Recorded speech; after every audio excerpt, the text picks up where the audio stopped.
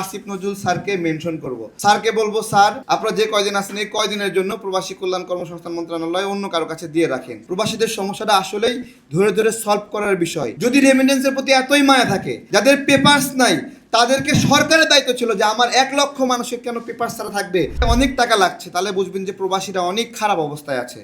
অনেকে $1 130 টাকা পাইলে খুশি, বেশি টাকা খুশি, এই যে পাওয়ার মধ্যে খুশি না, এটা একটা পুরো বেদনার জায়গা। তার মানে ডলার এখানে কম আসছে, যেই কারণে আমাকে হাই প্রাইসে ডলারটা কিনতে হচ্ছে। তার মানে আমাদের প্রবাসীরা ভালো নাই। যেহেতু গত কয়েক মাসে ডলারের প্রত্যেকটা মুহূর্তে বেড়েছে, সেহেতু প্রত্যেকটা মাসে প্রবাসীরা ওই আনুপাতিক হারে নিপীড়নের শিকার বেশি হয়েছে। সাউথ টাউনে হোক আপনার স্বপ্নের আবাসন, শতভাগ রেডি প্লট, সাথে সাথেই সাফ কাবলা রেজিস্ট্রি।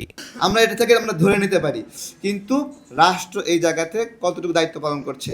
আমি আজকে খুব সুস্পষ্টভাবে আসিফ নজরুল স্যারকে মেনশন করব যে স্যার আপনি প্রবাসী কল্যাণ ও কর্মসংস্থান মন্ত্রণালয়ে দায়িত্ব নিয়েছেন। আপনি হলো এই সরকারের একটা হার্ট বলা যায়, তাই না? আসিফ নজরুল স্যারকে হার্ট বলা যায় না? ওই যে ডিমের দাম বাড়লেও আসিফ নজরুল স্যারকে ধরা হয়, চালের দাম বাড়লে ধরা হয়, যদিও ওনার দপ্তরে না। ঠিক আছে, তাহলে যিনি কিনা এই গভর্নমেন্টের হার্ট হবেন, তিনি একসাথে এতগুলো মন্ত্রণালয় নিলেন, সেখানে প্রবাসী কল্যাণ মন্ত্রণালয়টা উনি নিয়েছেন। স্যারকে বলবো, স্যার আপনারা যে কয়দিন আছেন এই কয়দিনের জন্য প্রবাসী কল্যাণ কর্মসংস্থান মন্ত্রণালয় অন্য কারো কাছে দিয়ে রাখেন। এইটা একটা ফ্রি অবসরে আছে এরকম লোক দরকার, যিনি প্রবাসীদের কথা শুনবেন। এটা এইরকম না যে বক্তব্যে আসলেন, সুন্দর একটা বক্তব্য দিলেন আর সবাই হাততালি দিল, এরকম না। প্রবাসীদের সমস্যাটা আসলেই ধরে ধরে সলভ করার বিষয়। ঠিক আছে, আমাদের অনেক প্রবাসী শুধুমাত্র পরামর্শের অভাবে মারা গেছে। একটা প্রবাসী হার্ট অ্যাটাক করেছে, একটা ছোট্ট মেডিকেল পরামর্শ হলে উনি বেঁচে যায়। সেই পরামর্শ দেওয়ার বাংলাদেশের অ্যাকুরেট কোনো হেল্পলাইন নাই। একটা ব্রেন স্ট্রোক করেছে, ছোট্ট একটা পরামর্শ হলে উনি বেঁচে যান। সেই বাংলাদেশে যে কোনো একটা পরামর্শ নেওয়ার কোনো সুযোগ নাই। আমাদের অসংখ্য প্রবাসী ভাইয়ের একটা পেপারস না থাকার কারণে চিকিৎসা নিতে পারে না।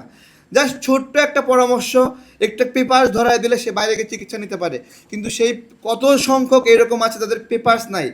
এই যে পেপারস নাই, আমার কথা হলো যাদের পেপারস নাই তারা সরকারের পিছনে ঘুরবে নাকি সরকার খুঁজে খুঁজে তাদেরকে পেপারস দিবে, কোনটা হওয়া উচিত?